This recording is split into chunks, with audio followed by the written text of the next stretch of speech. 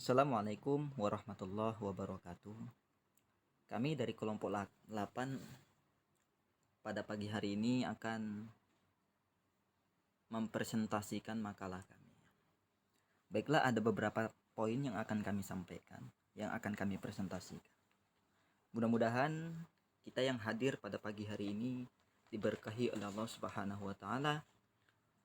Yang ganteng makin ganteng, yang gak ganteng insya Allah jadi ganteng, yang cantik makin cantik, dan yang kurang cantik insya Allah jadi cantik. Amin ya robbal alamin. Nah, kami dari kelompok 8 akan mempresentasikan beberapa materi. Langsung saja ya. Materi yang akan kita bahas pada pagi hari ini ada 3 materi.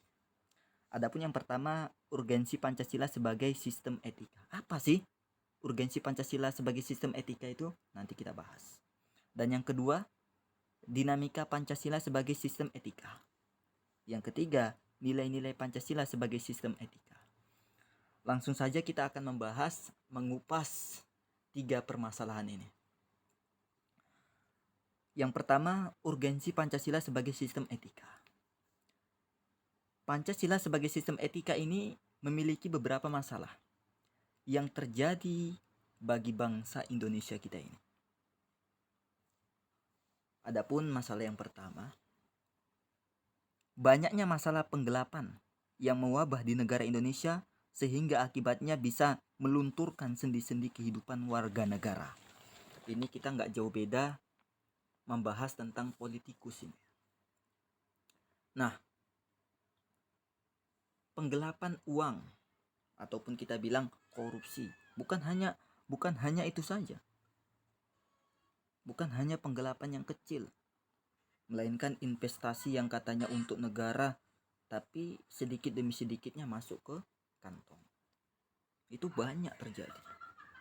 Sehingga menyebabkan lumpuhnya ekonomi negara kita karena banyaknya koruptor.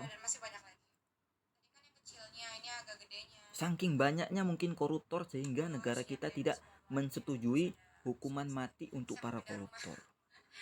Itu masalah yang terjadi di Indonesia kita ini. Kenapa utang kita melambung sementara investasi kita banyak tapi utang kita melambung. Kenapa? Karena korupsi di dalamnya. Katanya investasi untuk negara, mana duitnya?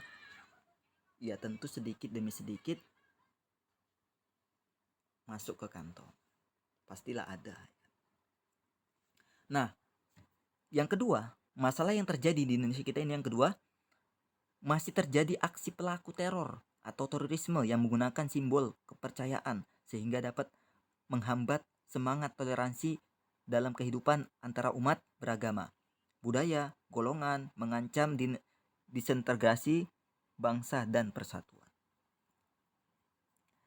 Jadi kalau kita lihat di zaman kita sekarang ini banyak teror sekali. Bukan hanya di negara Indonesia aja, bahkan di negara-negara luar itu terornya luar biasa. Syria, Lebanon, Yaman, itu diteror itu mati-matian. Pokoknya Islam ini diteror. Negara yang banyak Islamnya diteror luar biasa. Indonesia berapa kali diteror? PKI hadir untuk menteror Indonesia. Sehingga mereka ingin melenyapkan kepercayaan yang ada di Indonesia. Kepercayaan dalam beragama. Seperti ISIS pada zaman kita ini. Masih adakah ISIS di Indonesia? Masih ada itu. Yang mereka katanya mati syahid. Itu nggak ada itu. Jangan ikut-ikut ya teman-teman. Nggak ada itu. Mati syahid kok bunuh diri. Mati saat sana perang di Palestina. Mati syahid sana. Oke, lanjut kita. Lanjut. Yang ketiga, masih banyaknya pelanggaran hak asasi manusia HAM dalam kehidupan berbangsa. Ya seperti pemerkosaan, itu pelanggaran hak asasi manusia. Ya kan? Dan masih banyak-banyak yang lainnya. Itu nggak usah kita jelaskan lagi, udah banyak itu. Masalah yang keempat, kesengajaan antara kelompok sosial masyarakat, antara yang kaya, yang miskin, kesenjangan antara kelompok sosial masyarakat antara yang kaya dan miskin masih menandai kehidupan warga Indonesia sehingga tidak sama rata.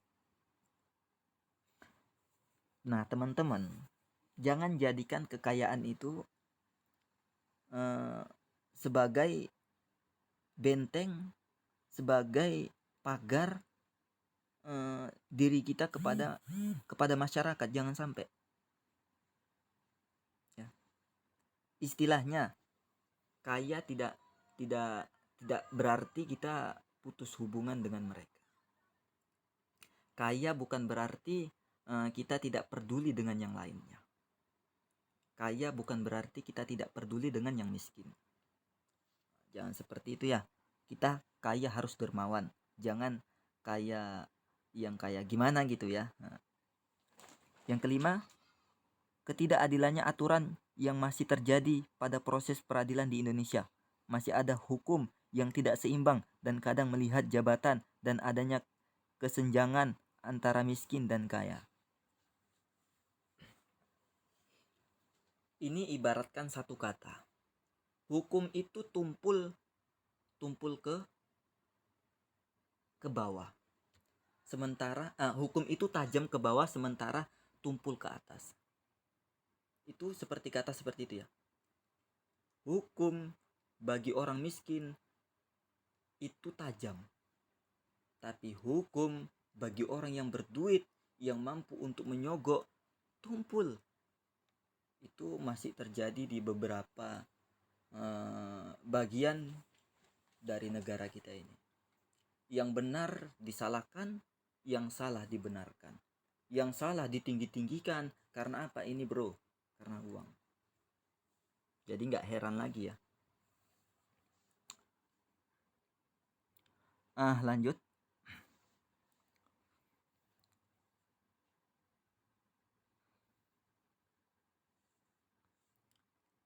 Kita akan membahas tentang sistem etika pada Pancasila.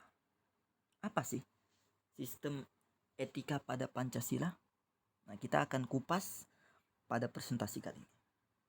Etika umum mempertanyakan prinsip-prinsip yang berlaku bagi setiap tindakan manusia. Nah, mempertanyakan prinsip-prinsip yang berlaku pada setiap tindakan manusia. Nah, jadi kita mewaspadai gitu.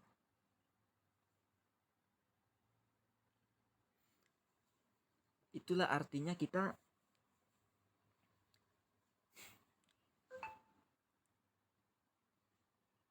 memperhatikan keadaan negara kita. Kita memperhatikan pejabat-pejabat kita. Memperhatikan gimana? Memperhatikan gimana sepak terjang mereka kepada kita. Kepada kita sebagai warga sipil.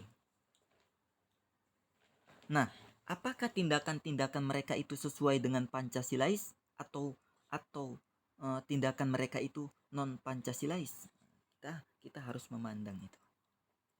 Nah, lanjut. Ini etika khusus. Membahas prinsip-prinsip tersebut di atas dalam hubungannya dengan berbagai aspek kehidupan manusia, baik sebagai individu, etika individual maupun makhluk sosial.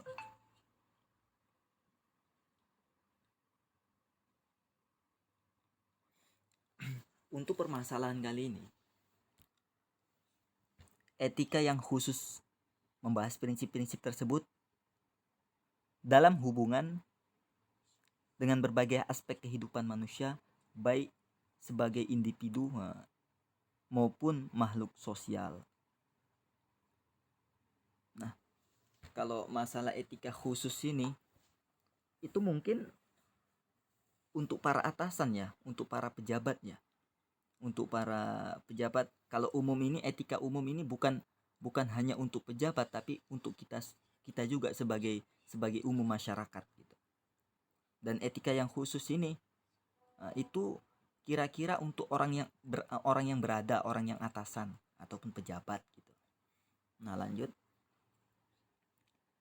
Bagian dinamika Pancasila sebagai sistem etika akan mengalami ancaman diantaranya. Jadi kita akan membahas dinamika Pancasila sebagai sistem etika akan mengalami ancaman diantaranya. Kita akan membahas itu. Yang nggak jauh beda dari yang sebelah ini, bagian B. Ini dia judulnya, tapi ini kami akan membahas langsung. Berubahnya tatanan kehidupan sosial dan budaya masyarakat. Dan yang kedua, lunturnya wibawa pemerintah. Yang ketiga, munculnya konsep ekonomi liberal dan kapitalisme. Yang keempat, penegakan hukum yang tidak menjunjung tinggi nilai-nilai keadilan. Yang kelima, pemanfaatan perkembangan ilmu pengetahuan dan teknologi untuk hal-hal negatif. Ini nggak usah kita jelaskan lagi. Ini udah gimana ya dibilangnya, udah mudah untuk dipahami karena itu memakan waktu kita udah lama ini. Lanjut. Nilai-nilai Pancasila sebagai sistem etika. Kita akan membahas beberapa nilai. Ini ada 3 ya. Kita akan membahas. Pertama, nilai dasar. Apa sih nilai dasarnya? Apa sih nilai-nilai Pancasila sebagai sistem etika? Pada dasarnya itu. Yang pertama kita bahas nilainya. Nilai dasarnya ini. Nilai bersifat abstrak dan tidak dapat diamati oleh panca indera manusia, namun dalam kenyataan nilai berhubungan dengan tingkah laku manusia. Yang kedua, nilai instrumen. Apa sih nilai instrumen? Nilai yang menjadi pedoman pelaksanaan dari nilai dasar. Nilai dasar belum dapat bermakna sepenuhnya apabila belum memiliki formulasi serta parameter atau ukuran yang jelas. Ini kita nggak usah pala menjelaskan kali karena mengulur waktu terlalu lama.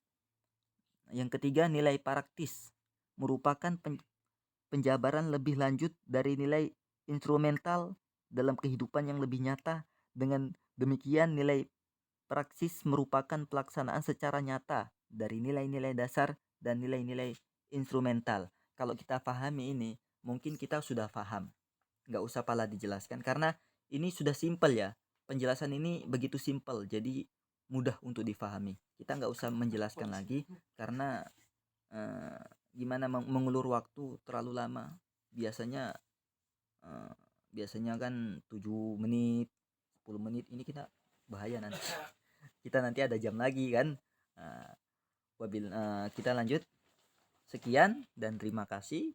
Kalau ada pertanyaan nanti bisa langsung ditanyakan ya. Makasih ya teman-teman. Dari kelompok 8 ini presentasi kami. Wabillahi taufik wal hidayah.